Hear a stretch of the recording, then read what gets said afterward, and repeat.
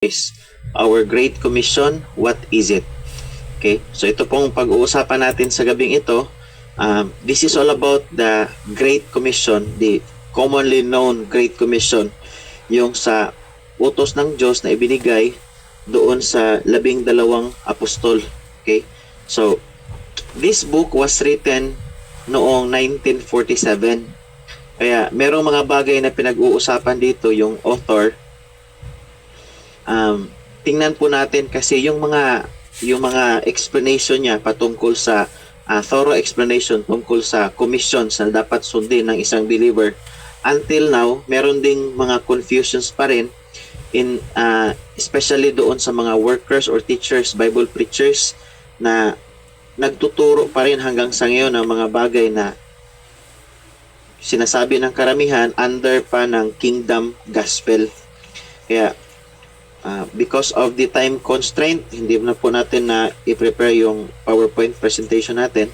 But we can just look onto the contents of this book. Chapter 1 is our Lord's parting commission to His 11 apostles. Then chapter 2, the prevailing confusion over this commission. Merong agreement and disagreement, choosing commissions, and the folly of choosing commissions. If we can do it, makarating tayo sa chapter 3 kasi medyo mahaba ito. What this commission does and does not say. So yun isang importanteng bagay din na pag makita natin yung mga commissions in the Bible, ano ang sinasabi nito at ano ang hindi sinasabi. Okay, an important consideration what this commission says. Our Lord as King, teaching them to observe all things. Meron ding issue tungkol sa baptism commanded. Then meron ding gospel. Anong gospel ba ang dapat na ipangaral o ituro? Baptism for salvation. Then merong mga scriptures na allegedly are being altered.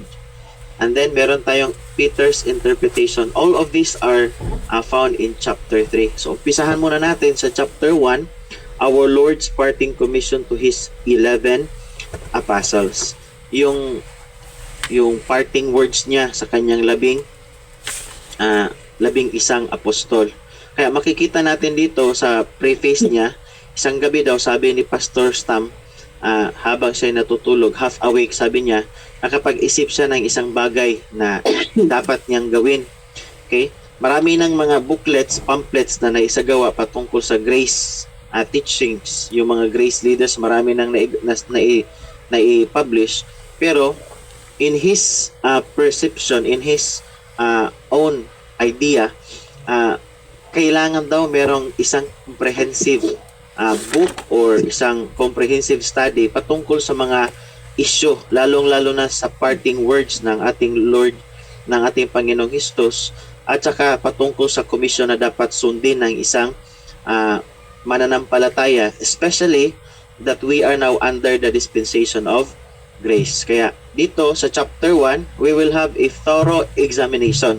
Again, this is based on his examination, and maybe we can add more or maybe we can learn from his examinations regarding the so-called Great Commission, then the parting commission, our Lord's parting commission to His 11 apostles. Okay? So halimbawa, meron tayo dito sa Matthew chapter 28. Ito yung mga parting commissions ng ating Panginoong Hesus. Matthew chapter 28 verse 18 until verse 20. And brothers and sisters, lang po sa akin, paki-remind lang po, baka hindi na po ako maririnig or baka masyado ng maingay kasi napakalakas, medyo malakas po ang ulan sa amin dito. Kaya I will just keep on talking, pero kung halimbawa hindi na ako maririnig, paki-inform lang po sa akin. Let's go on. Matthew chapter 28 verse 18 until verse 20. And Jesus came and spake unto them. O sino ba itong them na ito? Backward lang tayo, nasa verse 15 sa Matthew. Verse 15 until 16. So they took the money and did as they were taught, and this saying is commonly reported among the Jews until this day. Verse 16. Then the 11 disciples went away into Galilee, into a mountain where Jesus had appointed them. Verse 17. And when they saw him, they worshipped him, but some doubted. And Jesus came and spake unto them, saying, All power is given unto me in heaven and in earth. Verse 19, Go ye therefore and teach all nations, baptizing them in the name of the Father, and of the Son, and of the Holy Ghost. Ayon. Nasa verse 20, teaching them to observe all things whatsoever I have commanded you, and lo, I am with you always, even unto the end of the world. Amen. So itong Matthew chapter 28, verse 18 to 20, na sinasabing, Go ye therefore and teach all nations. Marami sa mga Bible teachers, Bible preachers, ang pinag-uusapan o ang sinasabi ng karamihan ay, this is our marching order. Yung mga theological term na sinasabi, this is our commission, this is our marching order. Sinasabi na, ito yung utos para sa atin. Ito yung utos under the dispensation of grace. So yung command, the authority that we consider, the authority to teach, the authority to preach is coming from this particular verse, Matthew chapter 28, verse 18 to 20. And most of the churches today, especially mga Christian denominations, ito yung kiniklaim nila, ito yung tinatanggap ng karamihan na ito yung basis ng ating ministry.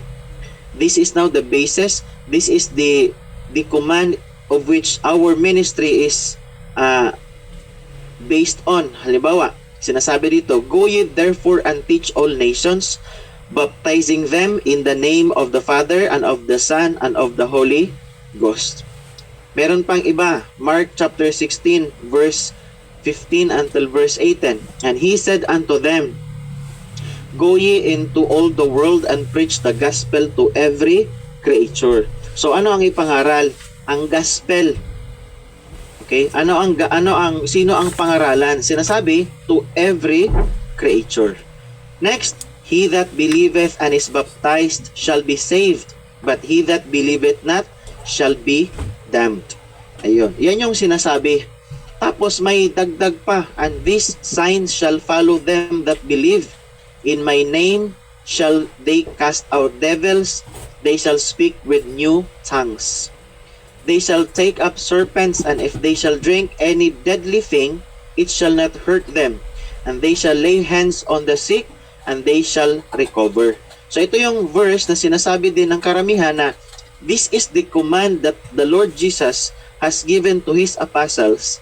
And since this was given to His apostles, and we are the disciples of His apostles, then of necessity, we are to follow this command, especially during our dispensation, under the dispensation of grace. Kaya dito nangyayari yung confusion, dito nangyayari yung pagkakaroon ng blunder ng truth, nagkakaroon ng hadlang ang katotohanan under the dispensation of grace.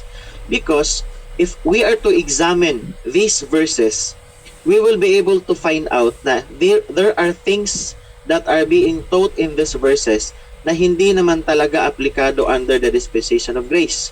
Kaya, pasadahan lang muna natin, Matthew chapter 28, verse 18 to 20, Mark chapter 16, verse 15 until verse 18. Dito tayo ulit sa Book of Luke, chapter 24, verse 45 to verse 48. Ito yung pangatlong basis na sinasabi ng karamihan. Ito yung batayan ng kanilang ministry. Dito sila kumukuha ng basihan. Chapter 24, verse 45.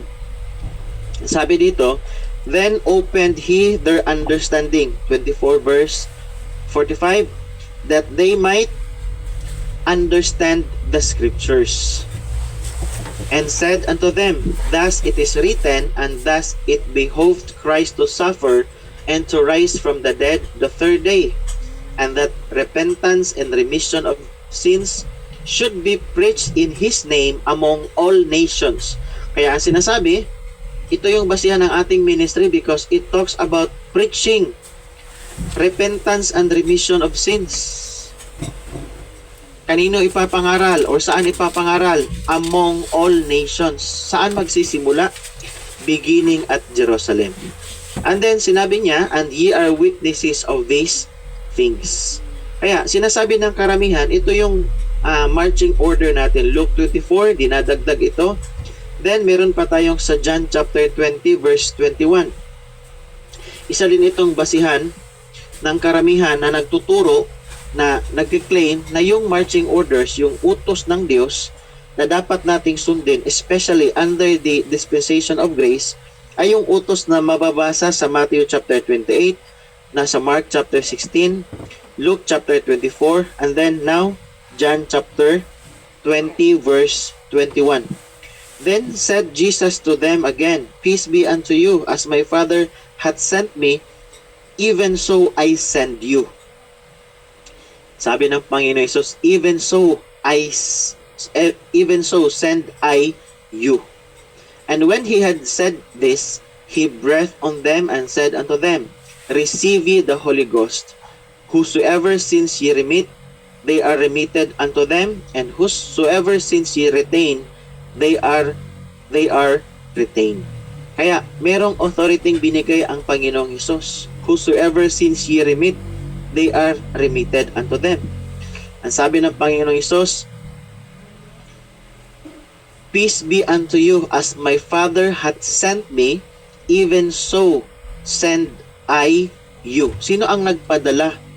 Ang Panginoong Hesus. Sino ang nagpadala kay Panginoong Hesus? Ang Father. Kaya, kung meron mang taong pwedeng maging source ng authority natin, ay ang Panginoong Hesus, because He was sent by the Father, and then Jesus Himself said unto His disciples, So send I you. Kaya, yung kanyang mga disciples, yung kanyang mga apostles, ay nagkaroon din ng pag-utos sa karamihan sa panahon natin ngayon, as these people claim na sila din ay pinadala ng Panginoong Hesus, because they believe in John chapter 20 verse 21 to 23. Meron pang isa, Acts chapter 1 verse 8 until verse 9. Mababasa natin, But ye shall receive power after that the Holy Ghost is come upon you, and ye shall be witnesses unto me, both in Jerusalem, and in all Judea, and in Samaria, and unto the uttermost part of the earth. Kaya, yung utos ng Diyos na ibinigay ng yung utos ng Panginoong Hesukristo doon sa kanyang mga apostoles, yun yung binding na utos na dapat sundin natin ngayon. Why? Because this was commanded by Jesus, and look at the scope of the ministry.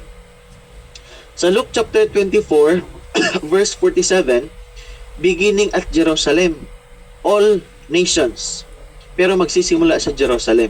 Dito sa Acts chapter 1, verse 8 until verse 9, sinasabi dito, Ye shall be witnesses unto me, both in Jerusalem, and in all Judea, and in Samaria, and unto the uttermost part of the earth. So yung command, nagsisimula sa Jerusalem, papunta sa Judea, papunta sa Samaria, and to the uttermost part of the earth. And when he had spoken these things, while they beheld, he was taken up, and a cloud received him out of their sight. So ito yung sinasabi ng karamihan na merong ibinilin ang Panginoong Hesus na utos doon sa kanyang mga apostol right after his resurrection and before his ascension. Kasi during this time, in Acts chapter 1, merong record na nung ang Panginoong Hesus ay nabuhay na mag-uli mula sa mga patay, He was with His apostles, He was with His disciples for about 40 days. Kaya, ano ang kanyang ginawa? Basahin natin sa Acts chapter 1, verse 3 until sa mga preceding verses. To whom also he showed himself alive after his passion by many infallible proofs, being seen of them 40 days, and speaking of the things pertaining to the kingdom of God. And being assembled together with them, commanded them that they should not depart from Jerusalem, but wait for the promise of the Father, which saith he, Ye have heard of me. Ayon, he was with his disciples for 40 days. Ngayon, ang pinag-uusapan po natin is yung parting words ng ating Panginoong Hesus Mababasa natin dito sa Matthew chapter 28, balikan natin, verse 18 to 20, Mark chapter 16, verse 15 to 18, Luke 24:45 to 48, and then John chapter 20, verse 21 to 23, then Acts chapter 1, verse 8. All of these verses can be helpful to a certain pastor or Bible teacher who claims na ito yung parting or ito yung marching order, ito yung utos sa atin na dapat sundin kasi ang nag-utos ang Panginoong Hesus, and then klaro yung utos na kanyang ibinigay. Now, let us move on. Ang subject na ito, ang pinag-uusapan natin ngayon, this is profoundly important, napaka-importante nito at napakalalim ng mga aral na pag-uusapan natin sa gabing ito, because this will determine the correctness, the appropriateness, the approval of our ministry kung ang pag-uusapan natin is yung ministry sa harapan ng Panginoon. There are many pastors, workers, Bible teachers today na sinasabing, or maybe sabihin na lang natin na napaka tindi ng kanilang pagnanasang makapaglingkod sa Panginoon. They have the zeal of God. They really want to serve the Lord.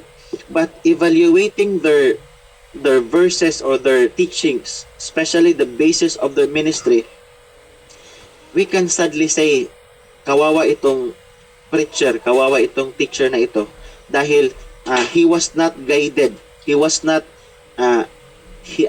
ang sinasabi natin, yung kanyang pagtuturo ay parang yes, it is biblical, but it is not dispensational. It is not approved in the sight of God.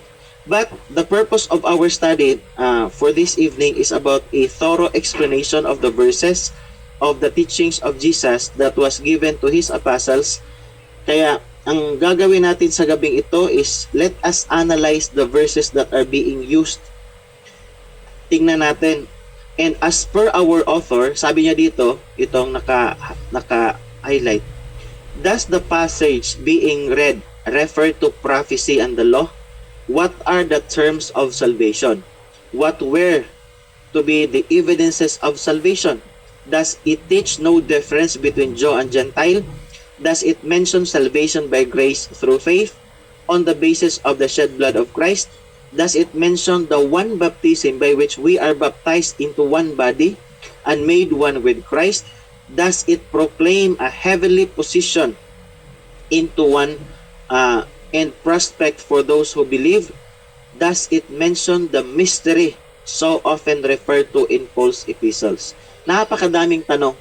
Nagtuturo ba ang mga verses ng ito ng salvation by grace through faith, through the merit of through the basis or on the basis of the shed blood of Jesus?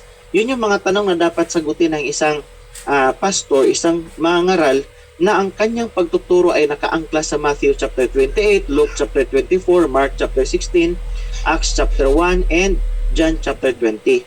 Ngayon, i-compare natin ito doon sa mga sulat, doon sa mga katotohanang mababasa natin sa mga sulat ng apostol na si Pablo. And we of course believe and we of course understand that if we are to talk about the dispensation of the grace of God, number one, the authority is the Apostle Paul.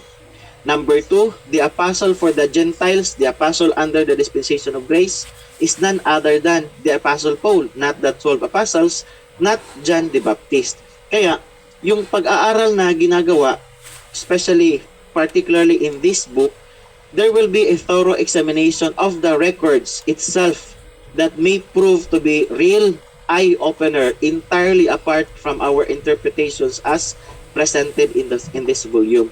So, ang gagawin po natin sa pag-aaral na ito, dito tayo sa chapter 2, the prevailing confusion over this commission. Meron ba talagang confusion over this commission? If we are an ardent student of the Word of God, and if we have this rightly dividing knowledge, magiging obvious na sa atin na yung mga aral na, yung mga utos ng Diyos na ibinigay, stated in Matthew 28, alam natin na hindi ito para sa atin. But for the sake of discussion, for the sake of deepening our understanding and knowledge about the differences between the prophetic program and the mystery program, the teaching of the Apostle Paul and the teaching of the 12 apostles, the heavenly program versus the kingdom or the earthly program of the Lord. It is very important for us to look at the basis of arguments. So maybe we can use these arguments especially in our Bible studies and Bible teachings. Merong agreement and disagreement. Basahin natin. There are few, if any, major Bible subjects on which all of the denominations and sects of Christendom are agreed or in agreement sila. There is one, however, on which almost all of them agree. Merong isa. Karamihan sa mga fundamentalists, neo-evangelicals, modernists, and Roman Catholics, along with practically all of the cults, agree that the so-called Great Commissions containing our Lord's parting commands to His 11 apostles contains God's program for the church today. Or to be more specific, most Christians, nominal or genuine, believe that our Lord during the 40 days between His resurrection and ascension instructed His apostles concerning His program for the church today, and they all call these instructions the Great Commission or His parting commands or our marching orders. Ito yung pinagkaisahan ng karamihan. They commonly agree na yung parting words or the Great Commission, sinasabi, the parting commands of our Lord Jesus after His resurrection and in between ito sa kanyang resurrection and ascension, merong utos na binigay ang Diyos, ang Panginoong Hesus, para sa atin, para sa church, the body of Christ. Pero ang utos na ito ay binigay doon sa kanyang pagkatapos niyang mabuhay na mag-uli and before His ascension. And this is commonly agreed by many Bible teachers, Bible scholars, may mga fundamentalists, mga neo-evangelicals. Now, hindi ito napakasimpleng bagay lang na pag-uusapan because especially among the fundamentalists, those who study their Bibles most, there has been sharp disagreement as to precisely which of our Lord's commands given between His resurrection and ascension apply to the church today. Which of them in particular constitute the Great Commission. So, itong Great Commission na sinasabi, this could not be found in the Bible na meron talagang, sabi ng Panginoon Jesus, this is my Great Commission. This is my greater commission. And this is the greatest commission. This is the term that are used by the theologians, the Bible scholars, to claim and to identify, to specifically mean about the Matthew 28 Commission, Mark chapter 16, Luke 24:47 to 48, and John chapter 20, and Acts chapter 1 Commission. Kaya sinasabi, this is the Great Commission. And most of the theologians believe na ito yung commission natin para sa church, the body of Christ. And we can assume, brothers and sisters, na kung ito yung basihan ng kanilang ministry, o ito yung basihan, o ito yung utos na ibinigay ng Diyos na kanilang sinusunod, we can also assume that they believe that the church, the body of Christ, also started or had its existence during the time of Jesus, especially in Acts chapter 2. Kaya yung church, the body of Christ, kung tingnan natin yung mga Bible Baptist pastors, yung kanilang belief, lalong-lalo na si Rayan Fuentes, yung sa debater ng Bible Baptist, nagkaroon sila ng debate, sila ni Father Darwin Gitgano, pinatutunayan niya na meron silang apostolic succession. And he also believes that the church, the body of Christ, started or is already in existence even before the conversion of the Apostle Paul. Nasa Acts chapter 2. Nagkaroon sila ng debate ni Pastor Jason Garbrola regarding the beginning of the church. Pinatutunayan ni R.A. Fuentes na sinasabi niya, yung Acts, yung church, the body of Christ, nandyan na bago pa man si Apostol Pablo. So, the Apostle Paul was converted in Acts chapter 9. The record about his conversion is stated in Acts chapter 9. Before Acts chapter 9, there was no Apostle Paul. That means the dispensation of grace did not hindi pa siya in existence. Hindi pa ibinigay, wala pang pangaral yung apostol eh. Pero Yung ibang claim ng karamihang nagtuturo sa Biblia, meron ng church. At ang church na ito ay ang body of Christ, nag-umpisa doon sa Acts chapter 2. And alam naman natin na ito'y tinalakay na natin sa mga nakaraang pag-aaral with Brother Rod. In-explain niya, Brother Sir Rex, at saka meron din sa mga pag-aaral natin na yung little flock, yung church during the time of Jesus, during the time of the 12 apostles, could not be the church, the body of Christ. One reason is that the church, the body of Christ, yung requirement para tayo maging member ay kailangan sumampalataya tayo sa mabuting balita. Gospel. And what is this gospel? Nasa Ephesians chapter 3 verse 6, yung Jew and Gentile, yung mga believers under the dispensation of grace, yung mga Gentiles, will become fellow heirs and of member of the same body through the gospel. In Acts chapter 2, wala pa namang gospel na ipinangaral na gospel under the dispensation of grace. Only the Apostle Paul preached the gospel of the grace of God. Kaya it could not be that the church in Acts chapter 2, in Acts chapter 1 could be the church, the body of Christ. But how come these people keep on telling us or keep on preaching that the marching order for the church under the dispensation of grace nandun sa Matthew chapter 28? Kaya marami ang nimi-mislead. Marami ang mga taong natuturuan ng hindi tama. Marami ang mga taong iniisip na sila ay sigurado sa kanilang kaligtasan, but kung tingnan natin according to the truth based from the Pauline epistles, from the Pauline truth, hindi natin masasabi na sila ay tunay na ligtas o sila ay tunay na bahagi or member ng church, the body of Christ. Now, meron tayo dito, in the records of various parts of our Lord's Commission, there are certain commands or instructions which thinking Bible students have for years found wholly incompatible with the great truths later revealed in the epistles of Paul. Kung halimbawa, tayo talaga ay masusing nag-aaral ng salita ng Diyos, and we are thinking, sabi dito ng author, thinking Bible students, we will find many incompatible truths with the later revealed epistles of the Apostle Paul. So kung ikukumpara natin doon sa mga isinulat ni Pablong katotohanan galing kay Kristo at doon sa katotohanan recorded in Matthew, Mark, Luke, and John, maraming mga katotohanan na incompatible. It could not be in agreement. Parang merong contradiction.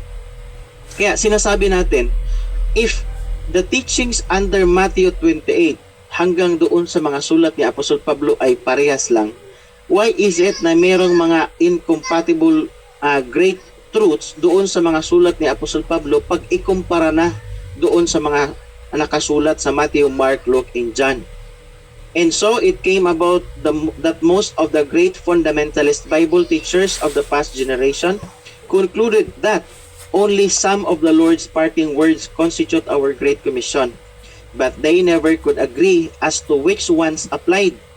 This is the legacy they have left to the present generation as far as the so-called Great Commission is concerned.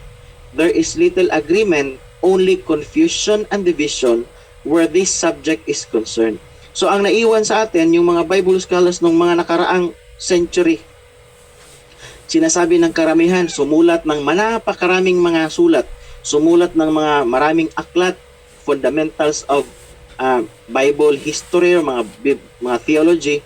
Pero ano ang kanilang naging legacy para sa present generation sa ngayon? Especially if we are to talk about this Great Commission, yung utos sa Matthew 28, Mark chapter 16. Nagkaroon ba ng agreement? Nagkaroon ba ng tamang pagtuturo? Ang naiwan is only confusion and division. Kung ang pinag-uusapan is yung sinatawag nating Great Commission. It is said indeed that at this late date, God's people and even their spiritual leaders remain in disagreement on so important a subject as what God would have us do and teach. So ang tanong, ano ba ang gusto ng Panginoon? Ano ba ang gusto ng Diyos na ituro natin at gawin natin? Kaya sinasabi ng author, this is written in the year 1974 AD and still, 1974 pa ito ha, church does not know what is great. what its Great Commission is. This is because the so-called Great Commission is rarely examined and expounded. Rather, it is mentioned, referred to, and phrases from the record taken out of context as topics for sermon. Ano ang nangyayari? Meron akong naririnig, kinukuha yung Matthew chapter 28. Sinasabi, this is the Lord's command. Ito yung utos ng Diyos para sa atin. Pero hindi talaga na-examine ng maigi.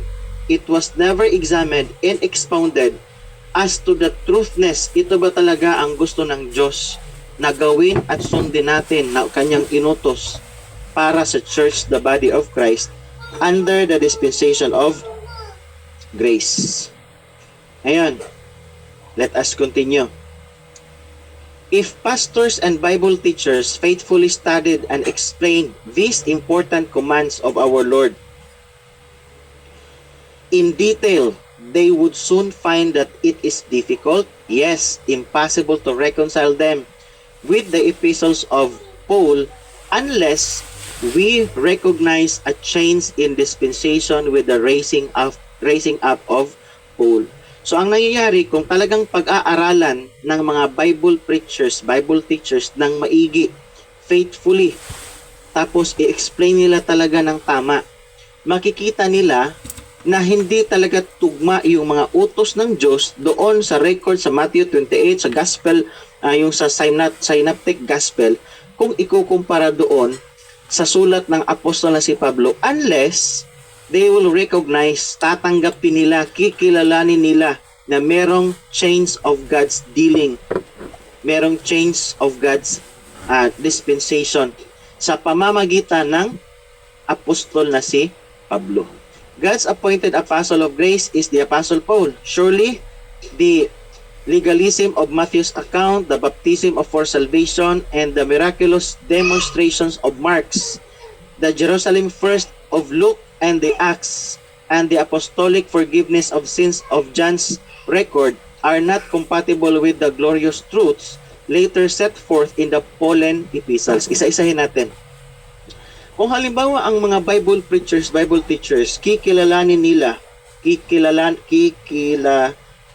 they're going to recognize that there is this another dispensation that was committed to the Apostle Paul, mawawalan ng kabuluhan or magiging matatanggal sa kanila yung tinatawag na baptism for salvation, the miraculous demonstration recorded in the book of Mark, the Jerusalem first doon sa Luke, hindi na magiging una ang Jerusalem, and the Acts. The apostolic forgiveness of sins of John's record are not compatible with the glorious truths later set forth in the Pauline epistles. Hindi ito akma, hindi ito compatible. Ibig sabihin, when you read the epistles of the Apostle Paul, he does talk about salvation, he does talk about preaching the gospel, but not in congruence, not in relevance, not related, not the same with the teachings of the 12 apostles. Kaya, makikita natin yung difference. Tayong mga grace believers, tayong nasa grace movement, o tayong mga nasa right division, we advocate dispensationalism. Malinaw sa isipan natin na merong isang apostol na ipinadala ang Diyos para sa mga hintil, at ang apostol na ito ay ang apostol na si Pablo, under sa dispensation of grace. Ano ang naituro ng ating mga spiritual leaders sa past generation? Ano ang kanilang naituro tungkol sa mga utos ng Diyos, especially that the commission to the 11? Ang kanilang naituro, magkakaroon ito ng epekto sa teachings ng ating present generation. This is the place then to back up a generation as it were and put the writings of the fathers to the test. We do this first as we enlarge upon our writings of 30 years ago in the booklet. Sabi ng author, meron na siyang mga sinulat 30 years ago na. Sabi niya, this is that, yung title ng kanyang book. In this booklet, we dealt with the deep confusion over the so-called Great Commission among the great or truly great Bible teachers of that day, nung kanilang kapanahunan. Okay? Sabi niya, as we note this confusion, we should not lose sight of the fact that they were giants spiritually, where many other subjects were concerned. Tingnan natin itong kanyang mga ka-contemporary teachers. 1947 written, merong mga kilalang tao sa kanyang kapanahunan, si Dr. Harvey Ironside. He was long dubbed as the Archbishop of Fundamentalism. He held that the Church Commission is found in Matthew chapter 28 verse 19 to 20. And that to deny this is Bullingerism. In one example of his strong feelings about this, he wrote with reference to the passage in Matthew chapter 28. Sino ba ito si Dr. Ironside? Isang kilalang tagapagturo. Sabi dito, the Archbishop of Fundamentalism. Okay? Ano bang ibig sabihin ng fundamentalism? Okay? Yung fundamentalism is a vigorous defense of historic Christian doctrines against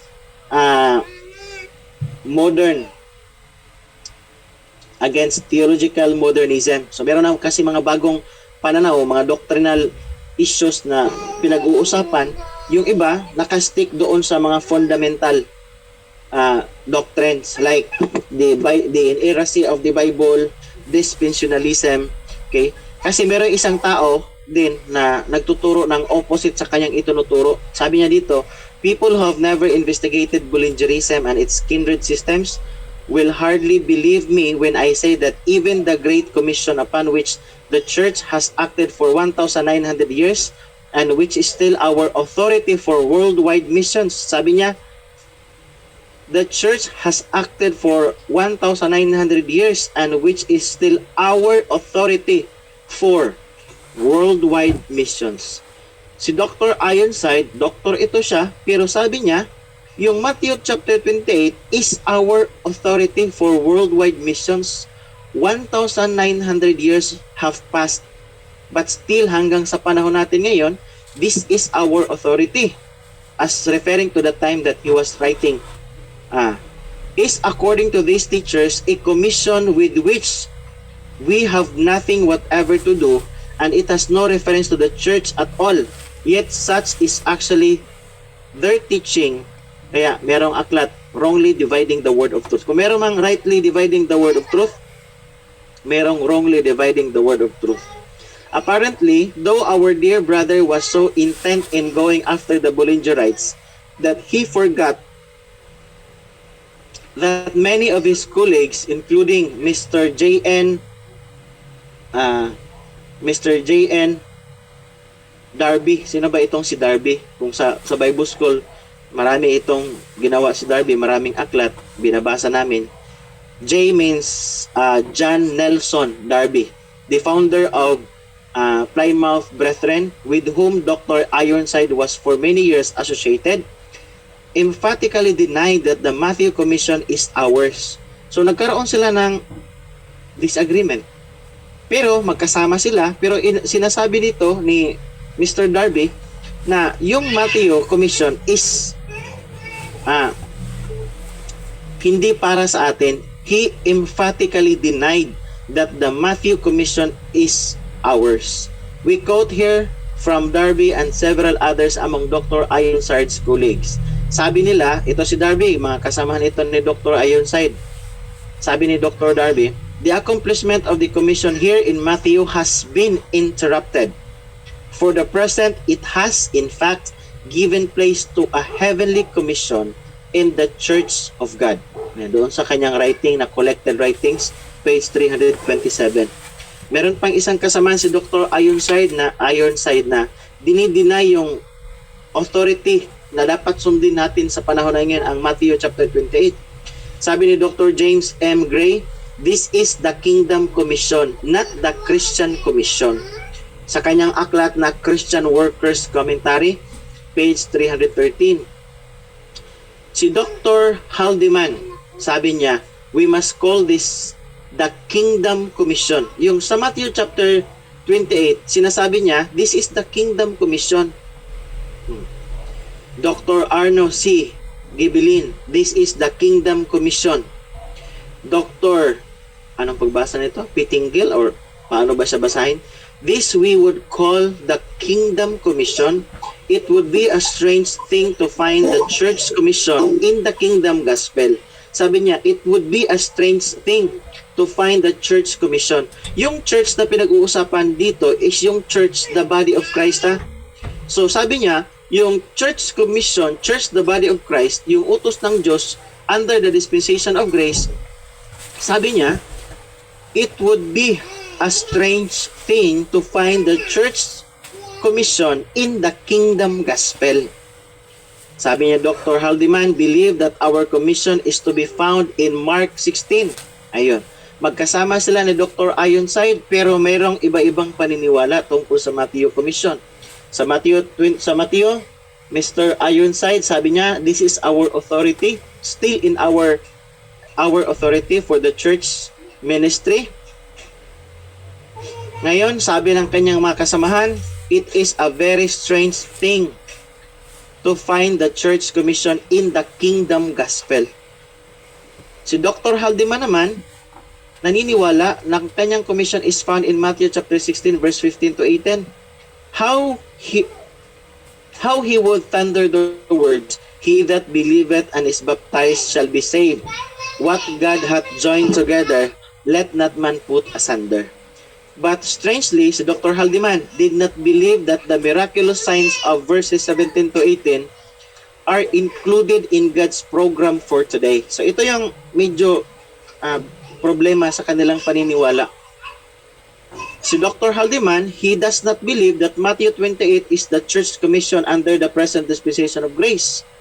Not Matthew, but Mark chapter 16, verse 16. Pero yung 17 to 18 na verses, hindi siya naniniwala na it is included in our program for today. You could not join Dr. Haldeman's church sa kanyang New York's First Baptist without water baptism. So, itong sabi ni Pastor Stam, hindi ka pwedeng maging member ng kanyang church ni Mr. Haldeman, na ang pangalan ay New York's First Baptist without water baptism. But if you spoke with tongues or sought to work miracles, you would be and some were excommunicated. So halimbawa, kung pag-uusapan mo yung speaking with different tongues or miraculous works, you will be excommunicated because he does not believe in chapter 16 verse 17 and 18. He only takes Mark chapter 16 verse 16. Ayan. Yet these were part of the same commission. Yes, the same specific record of the commission in Mark chapter 16 verse 15 to 18. Anong nangyari? Bakit niya tinatanggal ang 17 to 18? Ang kanyang kinukuha lang is 15 and 16 and disregard 17 and 18. Ngayon, itong si Pastor J.C. O'Hare once wrote to Dr. Haldeman asking whether he was not putting asunder what God had joined together by thus separating Mark 16:15, 16 from verses 17, 18. Pastor O'Hare never received a reply. So itong si Pastor Jesse O'Hare, isa siya sa mga misyonaryong Amerikano na pumunta dito sa Pilipinas and one of the pioneers in preaching the gospel of the grace of God. And nag-put up sila ng Bible School doon sa Mindanao by year 1952. And doon nagkaroon ng ang Bible School na tinatawag na International Grace Bible Institute or IGBI Uzamis Campus. Ngayon, under sa pamamahala ng Things to Come Mission. So, ang pinakaturo dito is rightly dividing by Pastor O'Hare. Dr. Gibelin held a still different view. Si Gibelin naman, sa Luke, he said, Luke, sabi niya, was the Gentile Gospel. Diba ang paniniwala ng karamihan na ang Book of Luke, ang sinulat ni Luke ay still recording the history of the apostles' ministry, the life of Jesus. Especially, it's a Jewish writing. Pero sabi niya, presumably because it was written to Theophilus, okay, nasa Luke chapter 1 verse 3, ang sabi ni Dr. Gibelin, Luke was the Gentile Gospel. However, everything about Luke's Gospel is Jewish, not Gentile. Luke's record opens with the baby Jesus in the arms of Jewish mother and of the aged Simeon, also a Jew, in Luke chapter 2 verse 28, and it closes with our Lord in the arms of Joseph of Arimathea nung kanyang crucifixion, a member of the Jewish Sanhedrin, recorded in Luke chapter 23 verse 50. Paano magiging Jewish gospel itong Luke? Ngayon, dagdagan natin. Ito, kasama nito ni Dr. Ironside, si William. Believe that Ironside, Haldeman, Gibelin, and those who stood with them were all wrong.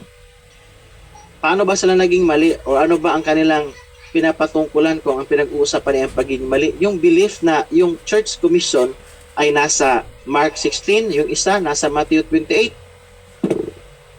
Sabi niya, he thought that the Church Commission is to be found in Acts chapter 1. O meron namang naniniwala na yung Church Commission wala doon sa Mateo, wala doon sa Mark chapter 16, nasa Acts chapter 1 verse 8. Basically because in the book of Acts, we have baptism in the name of our Lord Jesus, which he concluded to be the proper formula for our day. Sabi niya, Dr. Pittinggill, this is the formula.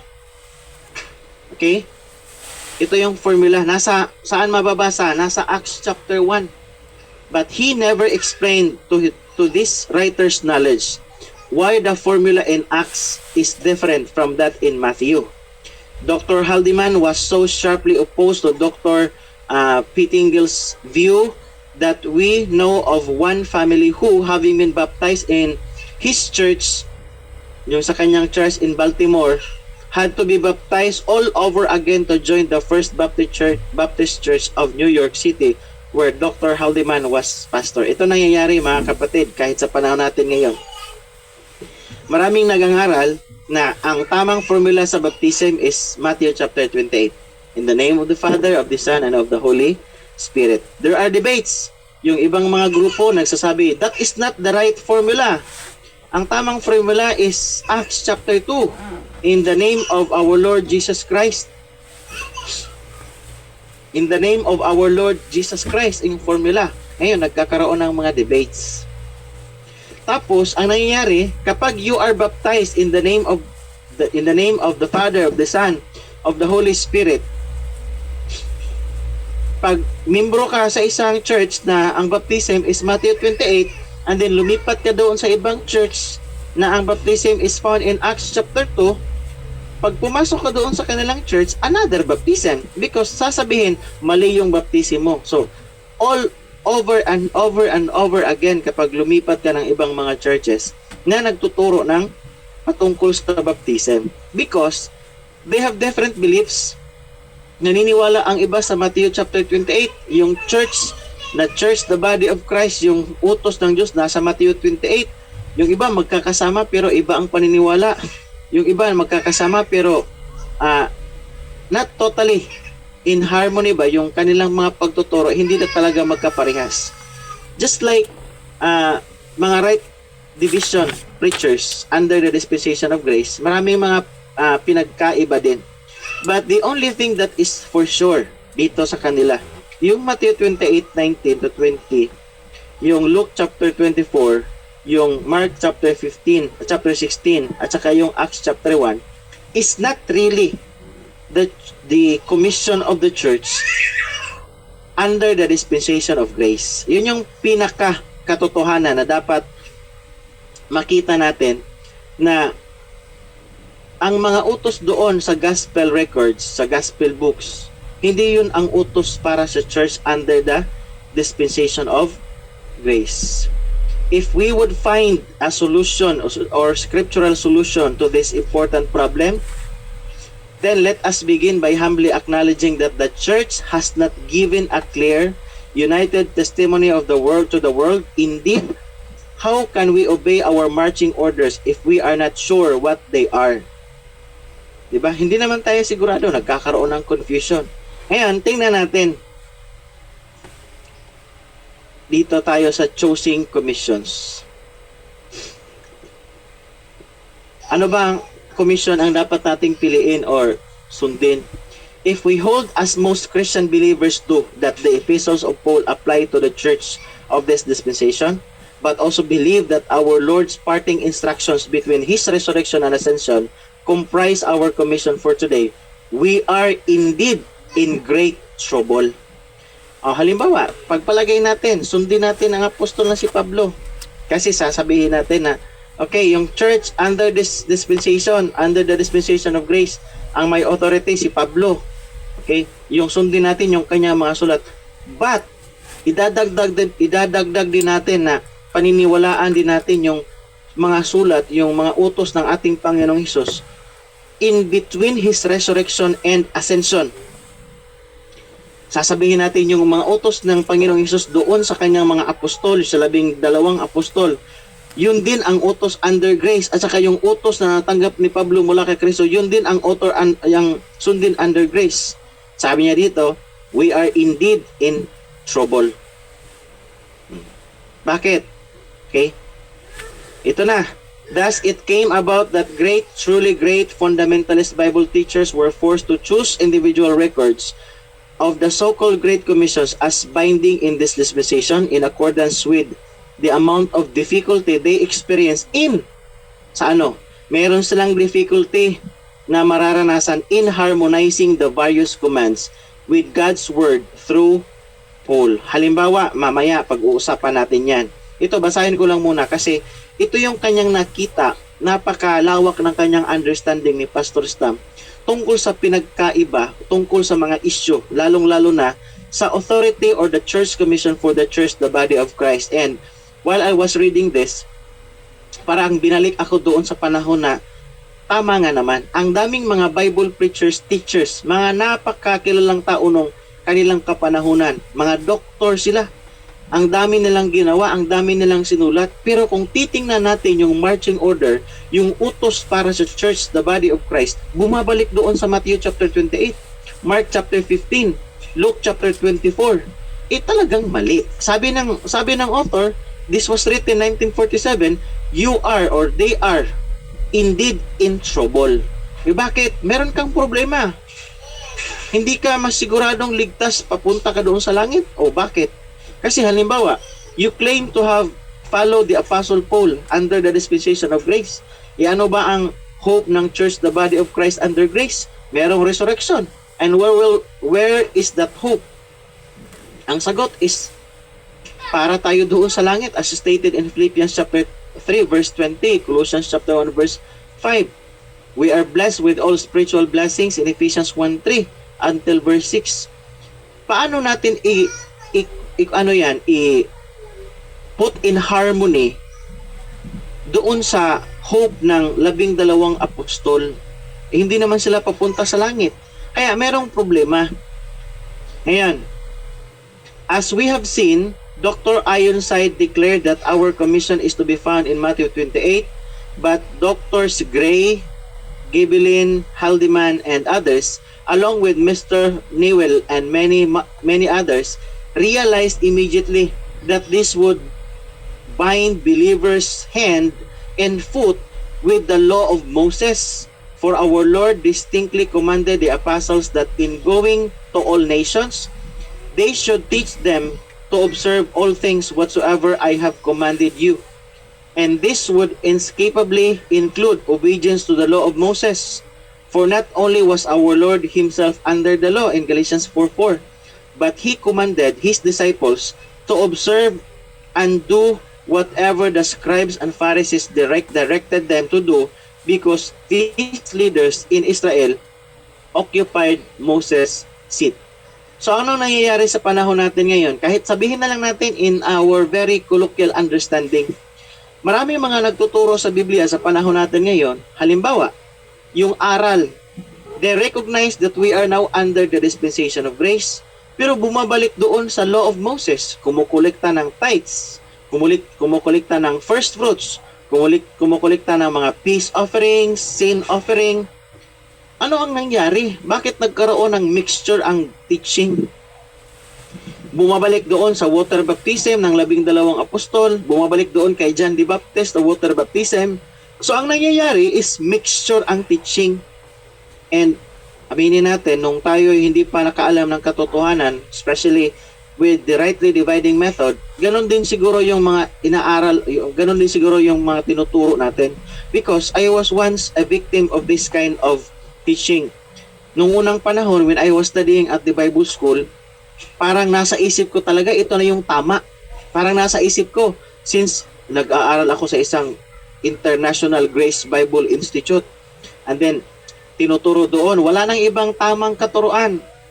If you do not rightly divide the word of truth, hindi ka magiging approve sa harapan ng Panginoon. Which is true. Tama naman talaga, sabi ni Pablo. Sa 2 Timothy chapter 2 verse 15, rightly dividing the word of truth. Study to show thyself approved unto God, a workman that needeth not to be ashamed, rightly dividing the word of truth. Tama naman talaga sinasabi. If you do not rightly divide, or if you will not rightly divide the word of truth, you will not be an approved minister. You will not be an approved worker of God. You have to rightly divide the word of truth. Pero, yun yung turo, rightly dividing the word of truth. Pero habang ikaw ay nag-aaral hanggang sa nakagraduate na lang ako, bakit nung natapos na sa Bible school, ang daming aral na nakita ko nung kami na ni Brad Rod ang nag-aral, bakit iba itong natutunan ko mula sa Bible school, believing and heartily believing? Ito na yung tama. So, ipinapangaral naman. Unang-una, kapag nangaral ng doktrina ng kaligtasan, paboritong-paborito natin ang John chapter 3 verse 16. John chapter 1 verse 12. Yun yung binabanggit. John 3:36, John chapter 10 verse 28. Oh, belong yan sa Matthew, Mark, Luke, and John. That is a kingdom gospel.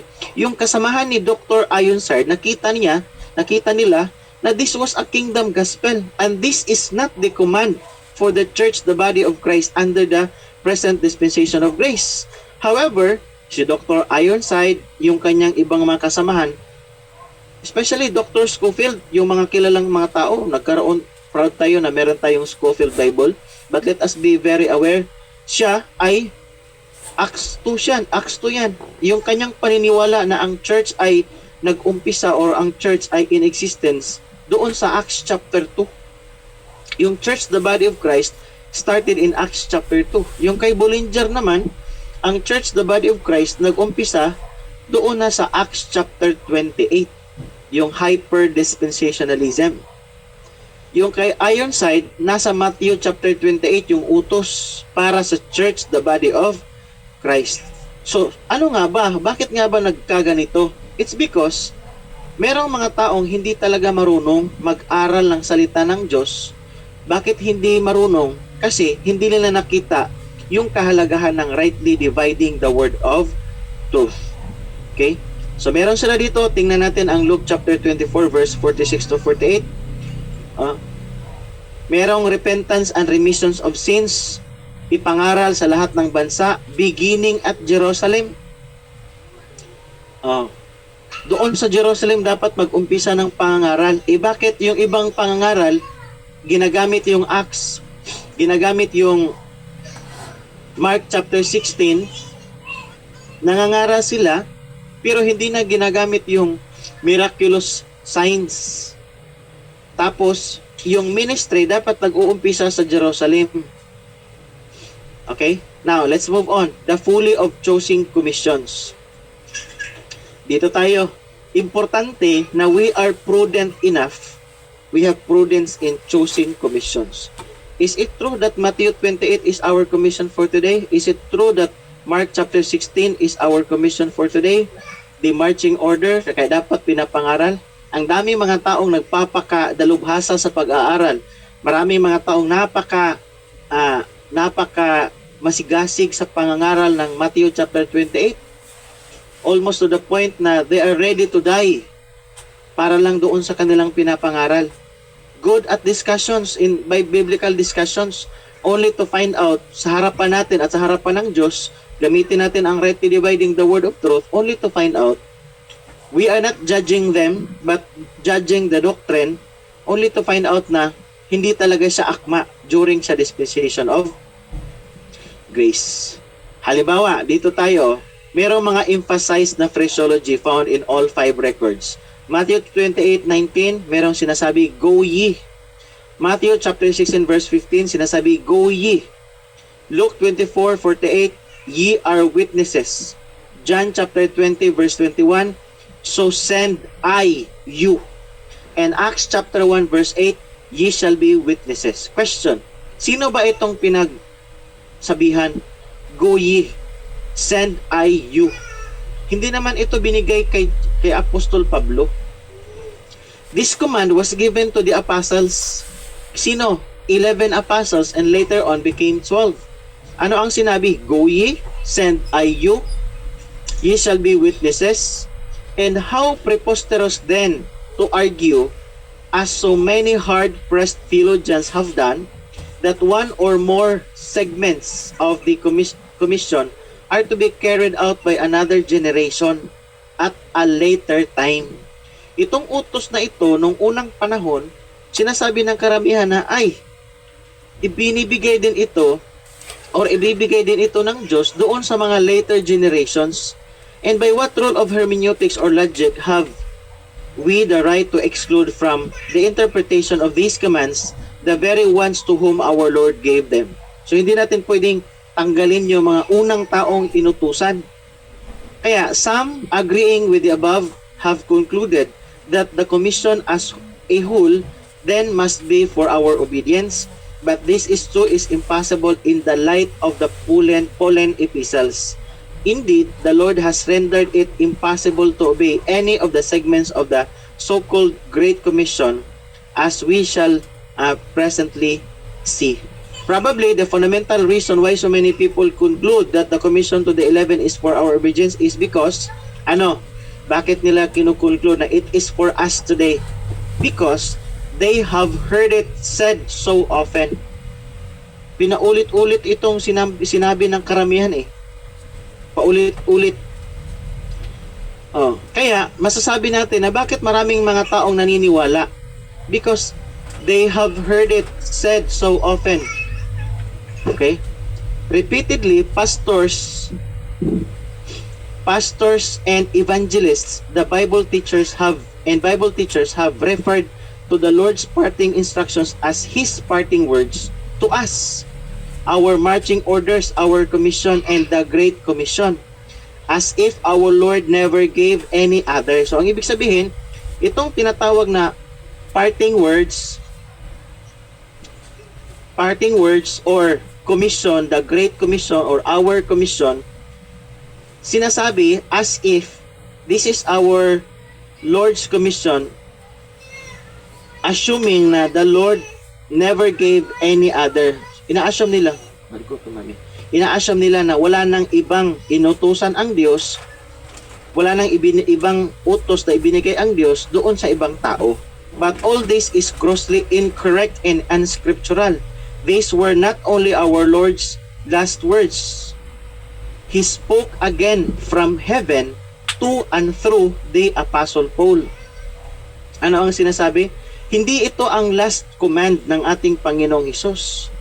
Nung siya ay pumunta na doon sa langit, when He ascended far above all heavens, nagbigay siya ng ibang utos at nagbigay siya ng ibang apostol para sa church, the body of Christ. So ito yung hindi alam ng karamihan, na nung si Kristo ay pumunta na doon sa langit, bumalik na siya, wala nang ibang utos. Kasi yung utos sa kanyang ibinilin sa kanyang mga alagad, yun na yun. That was the marching final words of Jesus.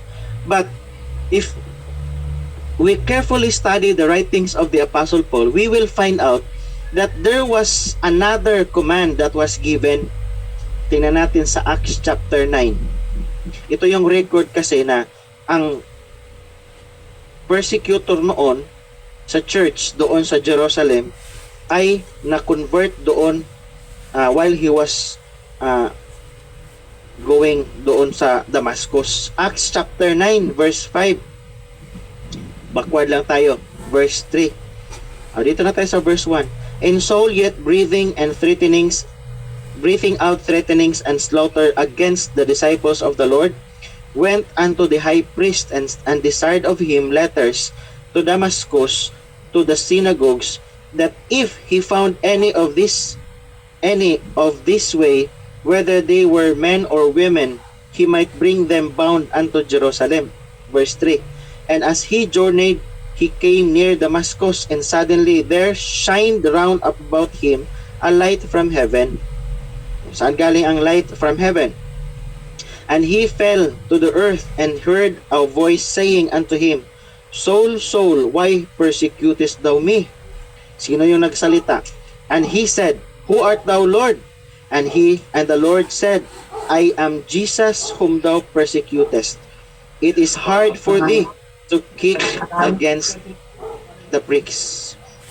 Ngayon, sino ang kausap ni Saulo? Ang kanyang kausap ay ang Panginoong Hesus. Ang sabi ng Panginoong Hesus, Why persecutest thou me? Okay. I am Jesus whom thou persecutest. It is hard for thee to kick against the pricks. Kaya, ito yung testimony ng apostol na si Pablo. Ito yung record ng kanyang conversion. Verse 6, And he, trembling and astonished, said, Lord, what wilt thou have me to do? And the Lord said unto him, Arise and go into the city, and it shall be told thee what thou must do. So merong inutos ang Diyos doon kay Saulo nung siya ay pumunta na doon sa city. Doon sinabi sa kanya kung ano ang kanyang gagawin. Chapter 9, verse 15. But the Lord said unto him, Go thy way, for he, referring to Saul, he is a chosen vessel unto me to bear my name before the Gentiles and kings and the children of Israel. So anong utos? Anong sinabi? For he is a chosen vessel unto me to bear my name before the Gentiles and kings and the children of Israel. Galatians chapter 1 verse 15. Basahin lang natin ito saglit mga kapatid. Verse 15, sabi ni Pablo, But when it pleased God, who separated me from my mother's womb and called me by His grace. Verse 16, to reveal His Son in me, that I might preach Him among the heathen, immediately I conferred not with flesh and blood. Backward tayo sa verse 8, But though we or an angel from heaven preach any other gospel unto you than that which we have preached unto you, let him be accursed. As we said before, so say I now again. If any man preach any other gospel unto you than that ye have received, let him be accursed. Verse 11, But I certify you, brethren. Ano ang sinasabi ni Pablo? I certify of truthfulness. Totoo talaga. I certify you, brethren, that the gospel which was preached of me is not after men, but I neither received it of man, neither was I taught it, but by the revelation of Jesus Christ. So sino ang nagpahayag sa kanya? Sino ang nag-reveal sa kanya? It was revealed by the Lord Jesus Christ. Kaya nung siya ay umakyat doon sa langit, ang Panginoong Hesus, nagbigay siya ng panibagong utos. Nagbigay siya ng panibagong utos. At ang inutusan, hindi na yung 12 apostol. Sino na? Si Pablo. Ngayon, balikan natin sa chapter 1 verse 1 ng Galatians. Paul, an apostle not of men, neither by men, but by Jesus Christ, and God the Father, who raised Him from the dead. Sabi ni Pablo, ako si Pablo, apostol, hindi sa pamamagitan ng tao ni sa tao man, but by Jesus Christ and God the Father. So siya ay naging apostol by Jesus Christ and by God the Father. It means to say that he has the authority. He holds the very authority for the church under the dispensation of grace, because he was not sent by a man, or he was neither taught by a man, but he was sent by the Lord Jesus Christ and by God the Father. Dito tayo sa 1 Timothy chapter 1 verse 15. Ano ang sinabi ng apostol na si Pablo? Verse 11. Umpisa tayo sa verse 11. According to the glorious gospel of the blessed God, which was committed to my trust. Sino ang binigyan? Sabi ni Pablo, according to the glorious gospel of the blessed God, which was committed to my trust. Verse 12, and I thank Christ Jesus our Lord, who hath enabled me, for that he counted me faithful, putting me into the ministry, who was before a blasphemer and a persecutor and injurious, but I obtained mercy because I did it ignorantly in unbelief. And the grace of our Lord was exceeding abundant with faith and love which is in Christ Jesus. This is a faithful saying and worthy of all acceptation, that Christ Jesus came into the world to save sinners, of whom, sabi ni Pablo, I am chief. Howbeit for this cause I obtained mercy, that in me first Jesus Christ might show forth all long suffering for a pattern to them which should hereafter believe on Him to life everlasting. So merong mention din si Pablo patungkol sa buhay na walang hanggan, life everlasting. And who is the pattern? Si Apostle Paul. Sabi niya, for I thank the Lord Jesus Christ, who enabled me and put me into the ministry. Even he was before a blasphemer. Kaya, nung umakyat ang Panginoong Hesus doon sa langit, meron siyang ibinigay. Panibagong utos, panibagong apostol, panibagong programa. Sa Ephesians chapter 3 verse 1 until verse 3, alam na po natin yan. Tapos dito tayo sa Ephesians chapter 4 verse 8 until verse 11. Verse 8, wherefore he saith, when he ascended up on high, he led captivity captive and gave gifts unto men. Now he that ascended what is it that he also descended first into the lower parts of the earth? He that descended is the same also that ascended up far above all heavens, that he might fill all things. Nasa verse 11. And he gave some apostles, and some prophets, and some evangelists, and some pastors and teachers. Ito yung mali na karaniwang nakukumit ng iilang Bible teachers or karamihan sa mga Bible teachers.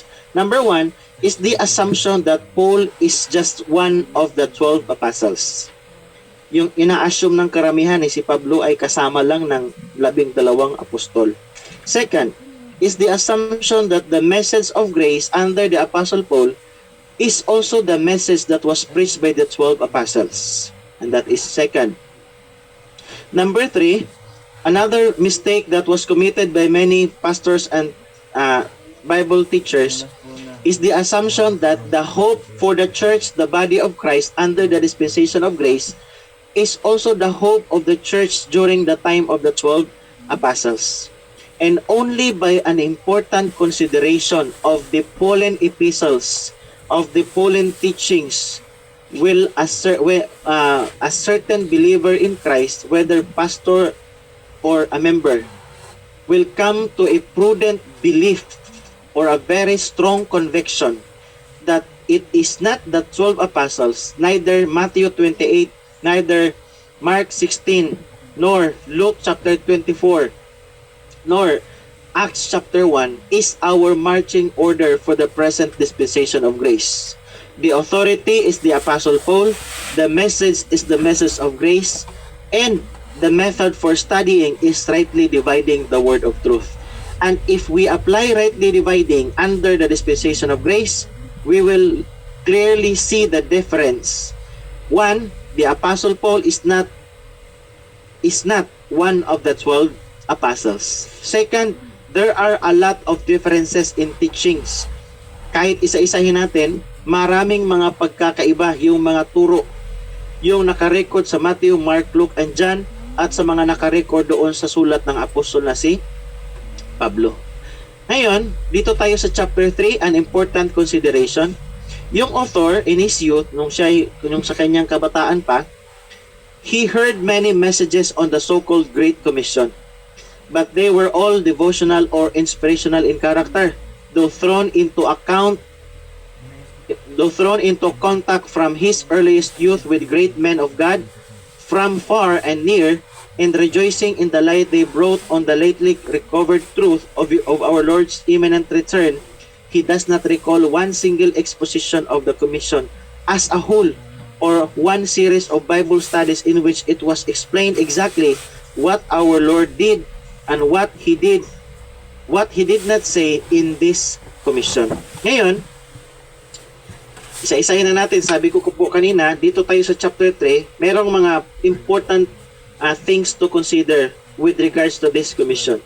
Meron akong inihanda sana sa akin in my own study, but due to time constraint, nakita ko yung sulat, ito yung sa chapter 3. Maganda din naman yung pamamaraan ng author ng kanyang pag-explain. Sample as we consider all the records of what our Lord did say in His commission to the 11, it is impossible to conclude that this commission pertains to the dispensation under which we now live. Sabi niya, yung kanyang conclusion, kung i-consider ang lahat ng records kung ano ang sinabi ng Panginoong Hesus doon sa 11 apostol, imposible na makakonclude ang isang tao na this is the commission pertaining to the dispensation under which we now live. Matthew 28, verse 18 to 20, our Lord as King, yung tema ng aklat. Observe how the first record of this great commission begins. Number 1, all power is given unto me in heaven and in earth.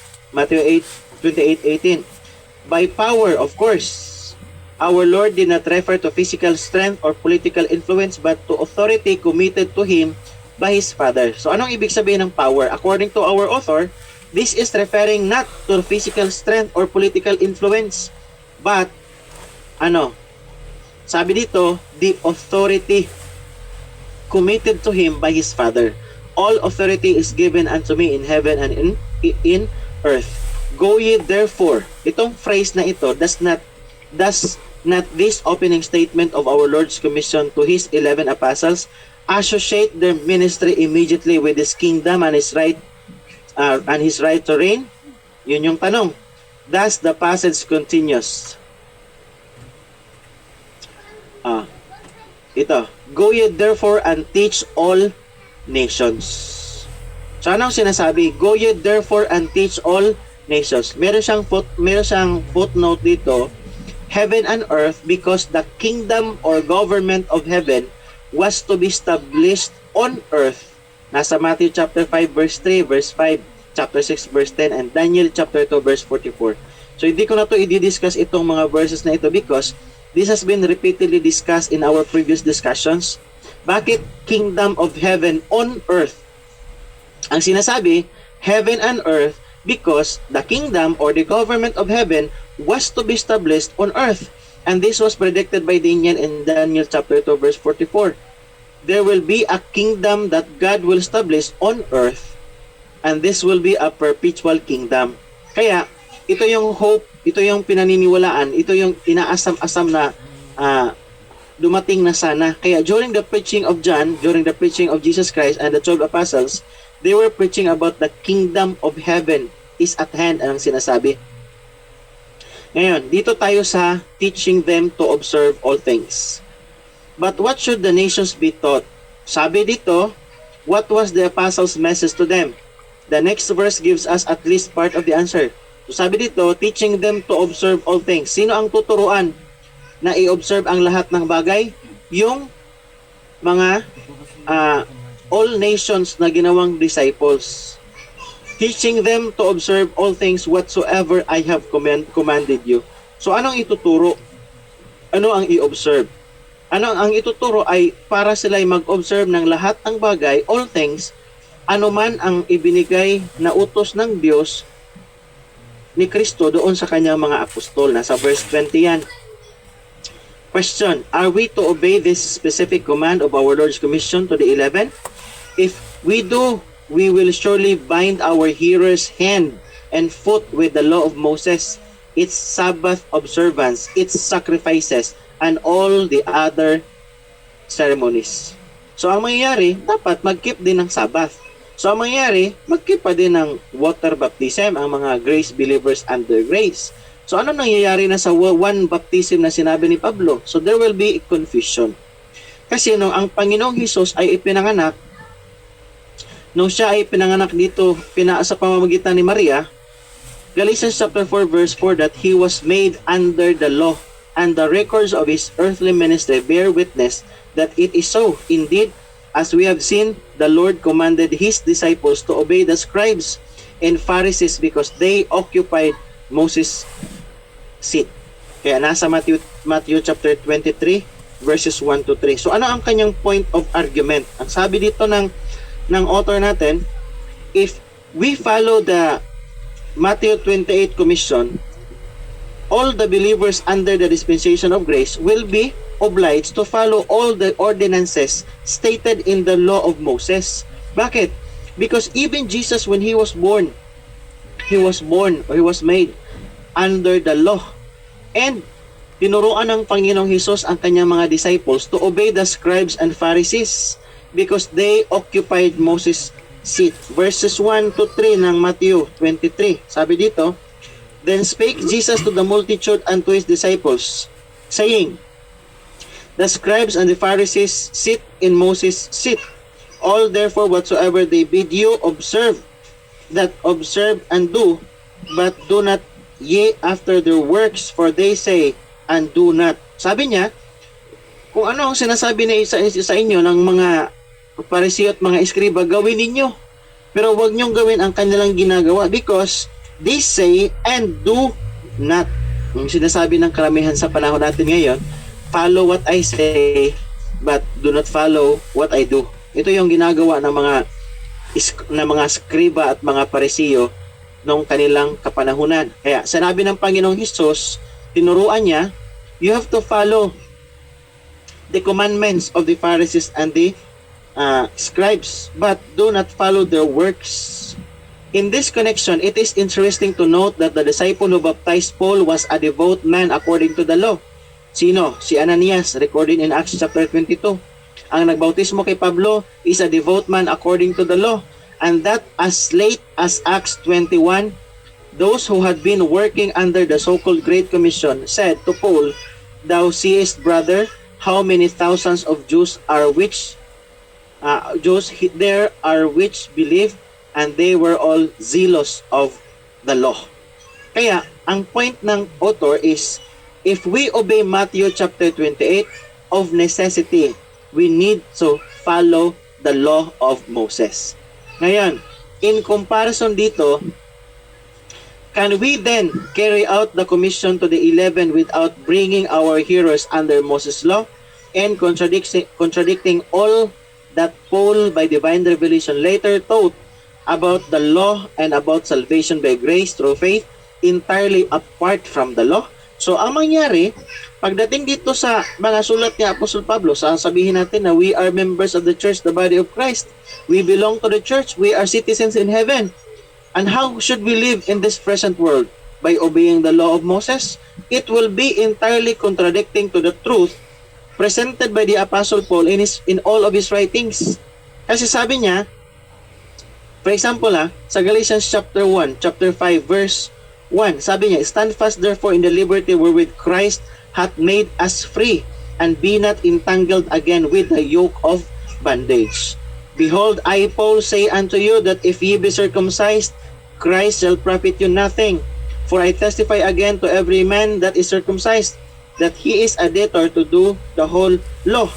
Christ is become of no effect unto you, whosoever of you are justified by the law, ye are fallen from grace. Romans chapter 10 verse 4, sabi ni Pablo, for Christ is the end of the law. Especially kung ang pinag-uusapan natin ang salvation by grace through faith. Magiging walang kabuluhan ang kamatayan ng ating Panginoong Hesus. Galatians chapter 2 verse 20, sabi ni Pablo, I do not frustrate the grace of our Lord Jesus Christ, for if justification came by the law, then Christ is dead in vain. So namatay ang ating Panginoong Hesus nang walang kabuluhan. Kung ipagpalagay natin na we need to follow the law because we are also following Matthew chapter 28 of necessity, that makes us under the law of Moses. Ang sinabi ng Panginoong Hesus, obey the scribes and the Pharisees. Chapter 2 verse 20 ng Galatians, sabi niya 21, I do not frustrate the grace of God, for if righteousness come by the law, then Christ is dead in vain. So walang kabuluhan ang kamatayan ng ating Panginoong Hesus. But there is more involved here. Halimbawa, for in His Sermon on the Mount, And all through his ministry, our Lord had given his disciples many commands besides those contained in the law of Moses. Maliban doon sa mga law ni Moses, meron ding mga aral ang ating Panginoong Hesus na ibinigay niya doon sa sermon niya on the Mount. Halimbawa, Matthew chapter 5 verse 42. Give to him that asketh thee, and from him that would borrow of thee turn not thou away. Sabi niya, give to him that asketh thee. Chapter 6 verse 25 to 26. Therefore I say unto you, take no thought for your life, what you shall eat, or what you shall drink, nor yet for your body, what you shall put on. Is not the life more than meat, and the body than raiment? So ngayon, ang tanong, sinasabi, take no thought for your life. Behold the fowls of the air, for they sow not, neither do they reap, nor gather into barns, yet your heavenly Father feedeth them. Are ye not much better than they? So ngayon, ito na. Some have neutralized the force of this latter passage by interpreting the phrase take no thought to mean don't worry or don't be anxious. But this rests the meaning of the next verse, where the Lord calls his disciples' attention to the fowls of the air and says, they sow not, neither do they reap, nor gather into barns, yet your heavenly Father feedeth them. Are ye not much better than they? Thus, verse 25 stands just as it is. As his followers, they were to give freely to those in need, nor were they to lay up store for the future, since their heavenly Father, who cares even for the birds of the air, would surely care for them. So ano ang nangyayari? Bakit hindi ito sinusunod ng karamihan na sumusunod sa Matthew chapter 23? Di ba? Sinasabi, we have to follow the Lord. Matthew chapter 28 is the command for us to follow. And how about this Matthew chapter, nakaabot nga tayo ng Matthew 23, ito yung chapter 5, chapter 6. Ano ang sinasabi? Kailangan nilang magbigay sa mga nangangailangan. Huwag mag-ipon ng mga kayamanan dito sa lupa para sa future. Since ang kanilang Heavenly Father, who cares even for the birds of the air, would surely care for them. O ngayon, ano ang ginagawa ng karamihan sa mga advocate ng Matthew 28? O hindi ba nagpapayaman? Minsan nagbibigay, hindi naman galing sa kanilang kita. Ginagawa pa nga paraan yung church para makapagbigay daw sa ibang mga tao, pero galing naman doon sa ibang bansa yung perang ginagamit, tapos kunwari sila yung mapagbigay. So ano ang punto natin dito? Sabi dito, little wonder the Sermon on the Mount is called the Charter of the Kingdom, for during our Lord's kingdom reign, his people will spontaneously care for each other rather than for themselves. It is indeed they did in the Pentecostal foretaste of his reign. Kaya ang sinasabi ng Panginoong Hesus, magbigay kayo, you have to take care of those who are in need. Kaya nangyari ito sa Acts chapter 2. Nagkaroon sila ng all things in common. They dwelt in Jerusalem in breaking of the bread. Kaya during the kingdom reign of Jesus Christ, they will be sharing. They will be taking care of each other. Our Lord had strong words about the importance of obedience to these commands. As he closed this great sermon, he said, and everyone that heareth these sayings of mine and doeth them not shall be likened unto a foolish man which built his house upon the sand.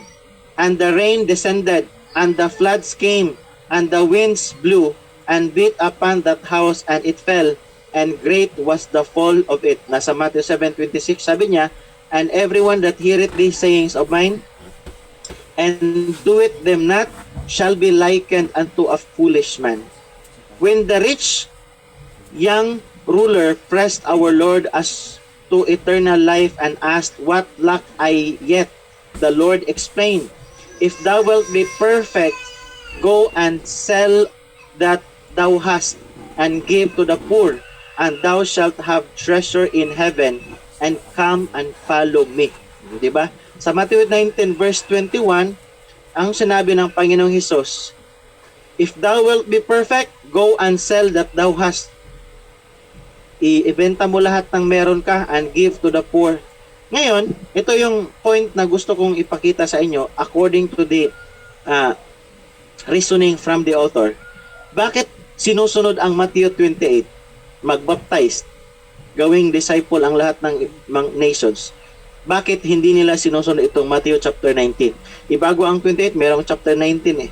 Tulad ng isang mayaman, sinabi, sell that thou hast. Ngayon, sa panahon natin yun, hindi naman ito sinusunod. So of necessity, if we follow chapter 28 of Matthew, we follow all the chapters in Matthew. Bakit ang chapter 19 hindi sinusunod? Matthew chapter 10, freely ye have received, freely give. Ito pa, yung kanyang mga apostol. Bakit karamihan sa mga taong sumusunod, meron pang tinatawag na apostolic succession, meron pang apostolic authority, meron pa silang connection kay Panginoong Hesus. Anong nangyayari? Sabi ng Panginoong Hesus sa Matthew chapter 10, freely you have received, freely give. Yung mga taong sinasabing mayroong connection sa Panginoong Hesus, apostolic succession, bakit hindi libre ang kanilang ginagawang service doon sa mga believers? Yung mga apostol nung kanilang kapanahunan, sabi ng Panginoong Hesus, freely you have received, freely give. Ngayon, may patay, may bayad.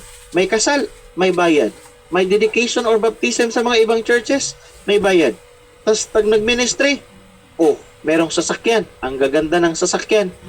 Tapos may gold, may silver pa. Tapos may mga money-money pa. Tapos may mga baon pang gamit. Sabi dito sa Matthew chapter 10, provide neither gold nor silver, nor brass in your purses, nor scrip or bag for your journey, neither two coats, nor yet staves, for the workman is worthy of his meat. So ngayon, ano ang nangyayari? Hindi ito nasusunod ng karamihan. Ang sinusunod is only Matthew 28. Ang Matthew chapter 10, wala na. Ang Matthew chapter 19, wala na. Ang Matthew chapter 6, wala. So ang nangyayari ngayon is grab snatch method. Ano ba ang grab snatch method? Kinukuha lang yung mga bagay na pwedeng i-apply. Kinukuha kung ano yung kaya nilang gawin. Kinukuha kung ano yung pwedeng gawin sa church. Pero yung ibang katuruan, during the kingdom program, hindi na kinukuha. Tapos doon kay Pablo, kinukuha din yung mga ibang katotohanan sa sulat ni Pablo. And then, kapag ito ay hindi na in accordance doon sa kanilang tinuturo, iniiwan yung ibang kasulatan, iniiwan yung ibang katuruan. Halimbawa, Luke chapter 12 verse 33, ano ang sinabi? Sell that ye have and give alms. Provide yourselves bags which wax not old, a treasure in the heavens that faileth not, where no thief approacheth, neither moth corrupteth. So ano ang sinabi?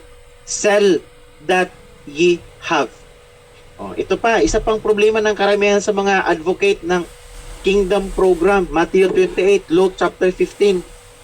Sinasabi ng Panginoong Hesus, ibenta mo lahat ng meron ka, tapos magbigay ka ng manglimos ka. Thus the Lord gave the same instructions to one man, to his 12 apostles, and to all his followers, as they prayed for the establishment of his kingdom, Matthew 6:10, and preached that it was at hand. They were also to practice it, not laying up store for themselves, but rather caring for others and trusting God to provide for them.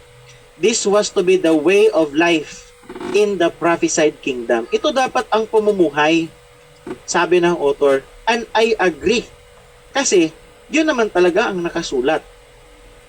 If you are a kingdom citizen, and then you want to follow the Lord during His time, and even in our times, because ipagpalagay natin na claim ng karamihan is we are under the dispensation of grace.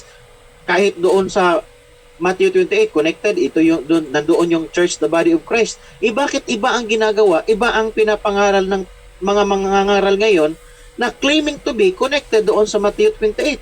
Meron pang apostolic succession, tapos iba ang tinuturo. So that is a clear statement, a clear proof that they are not really connected to the Lord Jesus.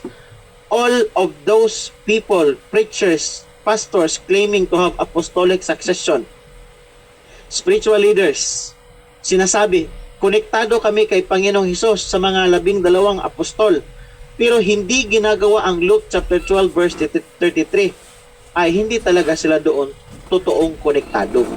Bakit?